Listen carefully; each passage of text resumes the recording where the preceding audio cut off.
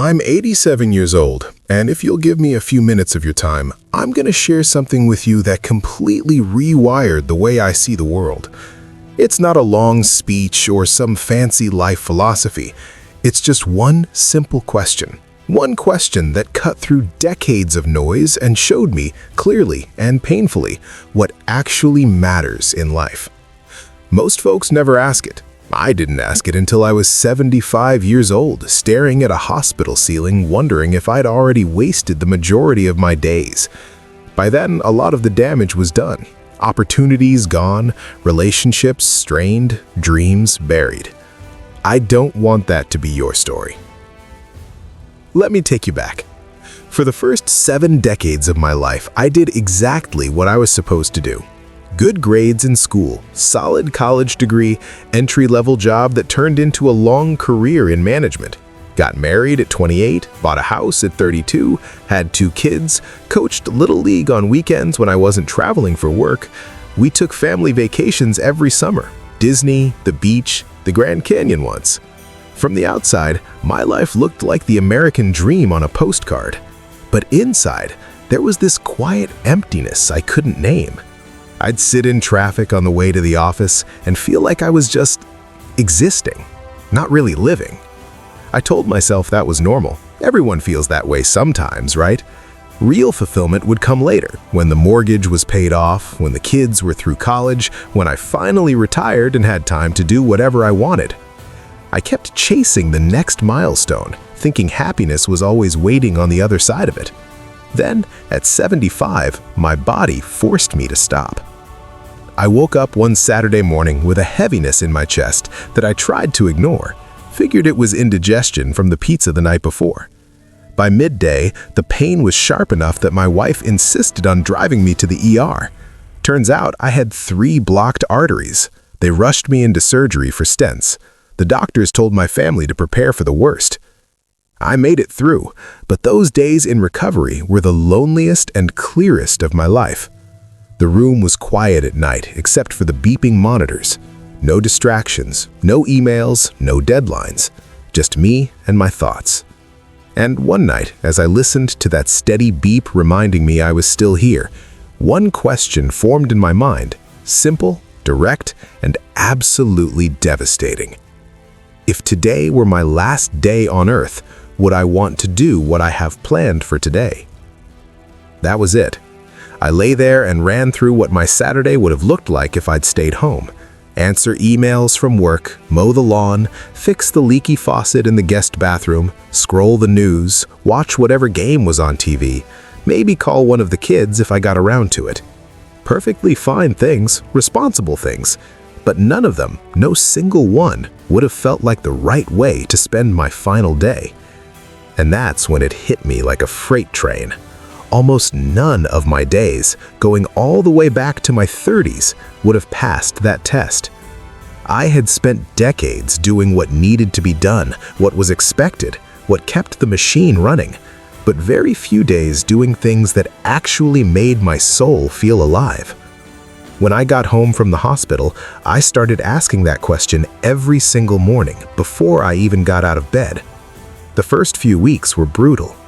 Would I want my last day to include sitting in rush hour traffic? No. Would I want it to include another meeting about budgets and projections? Absolutely not. Would I want it to include arguing with someone online about politics? No way. Would I want it to include saying yes to yet another commitment I didn't really care about? Definitely not. But then, the questions started guiding my choices. I picked up the phone and called my oldest son, Mark.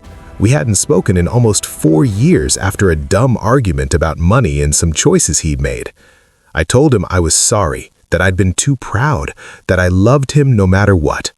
We talked for 3 hours. I heard about his life, his kids, his struggles. We both cried. That day passed the test. I pulled out the old guitar I hadn't touched since my 40s, strings rusty, fingers stiff from arthritis. I spent an afternoon relearning a few chords and playing old songs badly. My wife sat and listened, smiling like she did when we were dating. That day passed the test. I took the youngest granddaughter, Lily, to the park and pushed her on the swing for an hour. We got ice cream and sat on a bench watching ducks. I didn't check my phone once. That day passed the test. I started saying no to things that didn't pass the question. I stepped down from 2 nonprofit boards I'd been on for appearance more than passion. I stopped volunteering for every project at church just to look good. I stopped filling every evening with busy work. And slowly, incredibly, my days started to feel different. They felt longer, fuller, more colorful. I'm 87 now. My hands shake when I hold a coffee cup too long. I need hearing aids. I walk with a cane on bad days. But I am happier, genuinely deeply happier than I was at 30, 40, 50, even 60. Not because I have more money or accomplishments. I actually have less of both, because almost every day now passes that simple test. I read the books I always meant to read. I write letters, actual handwritten letters to old friends. I sit on the front porch in the morning with my coffee and watch the neighborhood wake up. I call people just to say I'm thinking about them. I tell my wife I love her every single day, out loud, multiple times. I travel when my body allows it, nothing fancy, just drives to places I've always wanted to see. Last year, I finally made it to Yellowstone, sat by a geyser with my grandson, and just watched it erupt. No agenda, no schedule. That day passed the test. I forgive quickly now. Life's too short to carry anger. I laugh more easily. I worry less about things that won't matter in a year. That one question did all of this. I know what some of you are thinking right now. That's easy for an old retired guy to say. I've got bills, kids to feed, a mortgage, student loans, a job that demands 60 hours a week. I can't just drop everything and chase whims. I thought the exact same thing for decades. And you're not wrong. You do have responsibilities, real ones, ones that matter. But you also have choices, more than you think. You can choose how you spend your evenings after the kids are in bed. You can choose who gets your best energy. You can choose to spend 30 minutes doing something that lights you up instead of doom scrolling. You can choose to say no to one obligation that drains you and yes to one thing that feeds your soul. You don't have to quit your job tomorrow. You don't have to sell everything and move to a cabin. You just have to start asking the question every morning. And then make one small adjustment. Turn off notifications for an hour and read. Take a walk without headphones. Cook a meal from scratch while listening to music you love.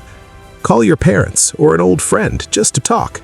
Start that side project you've been thinking about for years.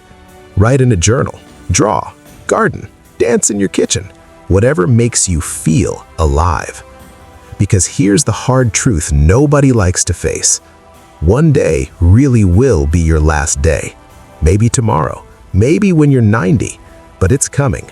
And when that day arrives, you won't care about your bank account balance, your job title, how clean your house was, or how many followers you had. You'll care about whether you spent your days on things that felt worth spending a life on. I'm 87. I know I don't have decades left, maybe a few years if I'm lucky. But the days I do have, I'm intentional about them. I protect them. I make sure they pass the test. You still have the gift of time, more of it than I do. Don't wait for a health scare or a funeral or a milestone birthday to start asking the question. Start tomorrow morning. When your alarm goes off, before you reach for your phone, ask yourself, if today were my last day, would I want to do what I have planned for today? Then change one thing, just one, and watch how your life starts to shift. Thank you for letting an old man share this with you. If it meant something, leave a comment and tell me one thing you're going to do differently this week. Share this with someone who needs to hear it. Maybe they'll start asking the questions sooner than I did. And subscribe. I've still got a few more things to say, and I don't have forever to say them. Make today count.